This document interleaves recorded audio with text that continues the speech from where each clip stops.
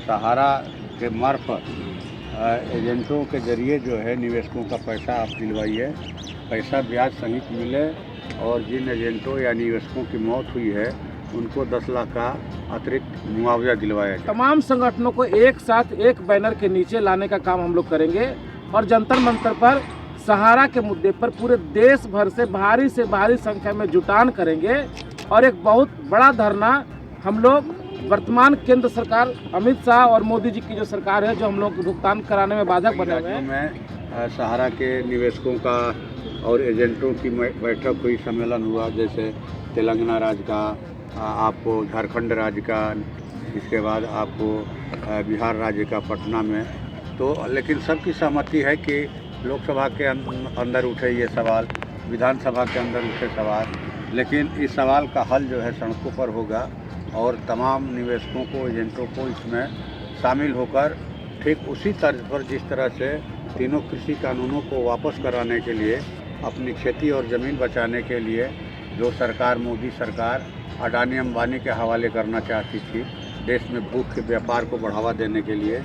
उसी तर्ज पर बल्कि मैंने उनसे सीख लेते हुए, उनकी प्रेरणा से हम लोग यहाँ इस एजेंडे पर अपनी मांगों को मनवाने के लिए, अपना खून पसीने का पैसा वापस कराने के लिए हम लोग सड़कों पर भी आंदोलन करेंगे।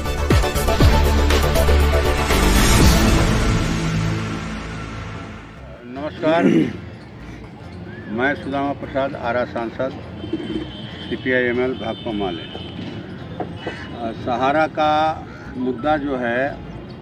हम लोगों ने लोकसभा में उठाया इसलिए कि जब 2024 में हम लोग चुनाव प्रचार कर रहे थे, वोट मांग रहे थे, तो कई गांवों के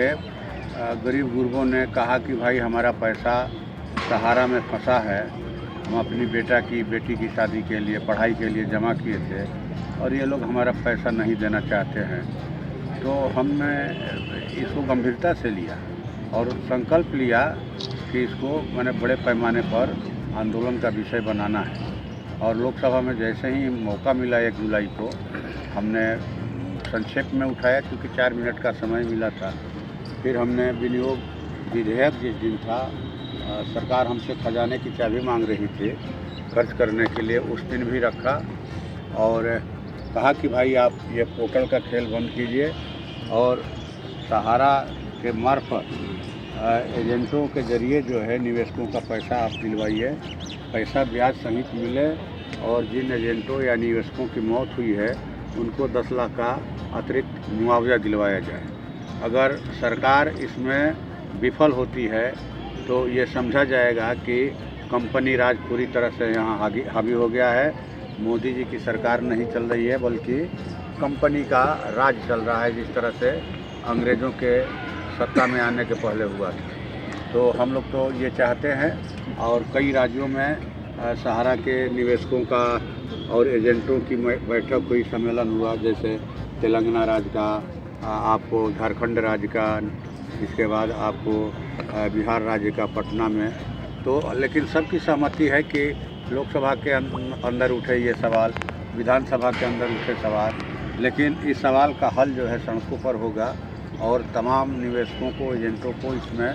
शामिल होकर ठीक उसी तर्ज पर जिस तरह से तीनों कृषि कानूनों को वापस कराने के लिए, अपनी खेती और ज़मीन बचाने के लिए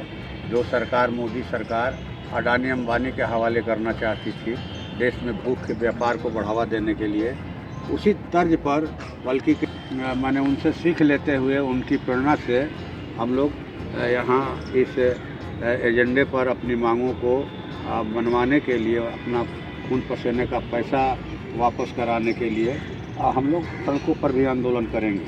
और जब बजट सत्र शुरू हो गया है, अभी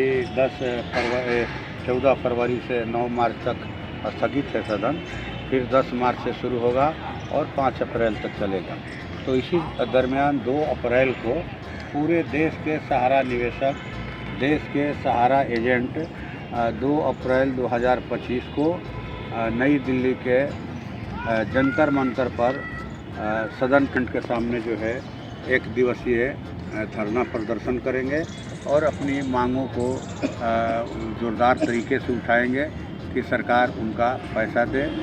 मेहनत का पैसा है, खून पसीने का पैसा है, पेट काट करके जमा किया गया पैसा है सहारा में। इसलिए उनकी मांगों को सरकार संवेदनशील होकर के पूरा करे और जो कहा जाए कि माने दुख पसरा हुआ है सहारा निवेशकों और एजेंटों के घरों में, उस दुख के निवारण का कारण बने, दुख को और बढ़ाने का कारण नहीं बने, बल्कि उनके दुख को दूर करे। अन्यथा जो है आने वाले दिनों में जिस तरह से झारखंड में सहारा परिवार के लोगों ने, सहारा के निवेशकों और एजेंटों ने भाजपा को, एनडीए को मज़ा चखाया, उसी तरह से कमर कस करके इस बार बिहार में मज़ा चखाएंगे। मन बन चुका है, इसलिए सरकार माने अनसुनी नहीं करे हमारे मांगों को, हमारी गंभीर मांगों को वो सरकार हल्के में न देखे। हम लोग पैसा लेकर रहेंगे, पैसा दिलवा कर रहेंगे, चाहे इसके लिए जो भी हम लोग को करना पड़े, सदन के अंदर आवाज़ उठाना पड़े या सड़कों पर लोकतांत्रिक तरीके से, संवैधानिक तरीके से, शांतिपूर्ण तरीके से हम लोग को धरना प्रदर्शन करना पड़े, हम लोग करेंगे और अपना पैसा लेकर रहेंगे। नमस्कार, धन्यवाद। और ये अपील पूरे देश के सहारा निवेशकों से, एजेंटों से कि आप 2 अप्रैल को नई दिल्ली के जंतर मंतर पर भारी तादाद में जुटे, अपनी एकता का परिचय दें, क्योंकि ये लोग समझते हैं कि हम बिखरे हुए हैं, हम उनसे अपना पैसा नहीं मांग सकते हैं, हमारी आवाज़ जो है बिखरी हुई है। इसीलिए आप तमाम साथियों से निवेदन है कि आप 2 अप्रैल 2025 को नई दिल्ली के जंतर मंतर पर 11 बजे दिन में इकट्ठा होकर अपनी एकजुटता का परिचय दें, अपने खून पसीने की कमाई को वापस लाने के लिए आवाज़ बुलंद करें। धन्यवाद। जिंदाबाद जिंदाबाद प्रसाद जिंदाबाद जिंदाबाद जिंदाबाद प्रसाद जिंदाबाद जिंदाबाद जिंदाबाद। यहाँ बैठे हुए हैं विश्व भारतीय जन सेवा संघ। आज बहुत अच्छी भीड़ हुई गांधी मैदान में और यहाँ से तमाम तरह के मुद्दे थे। उसमें एक सहारा का भी मुद्दा था जो 17 नंबर पर रखा गया था, जो मैनिफेस्टो में इनके द्वारा लिया जा रहा है, CPI-ML के द्वारा। ये हमारे लिए बहुत सराहनीय कदम है, क्योंकि झारखंड में भी जिस प्रकार इंडिया गठबंधन ने इसको मुद्दा बनाया था, उसी प्रकार बिहार में बहुत बड़े व्यापक स्तर पर यह मुद्दा बनने जा रहा है। साथियों, आज का जो कार्यक्रम को देखते हुए यह निर्णय लिया गया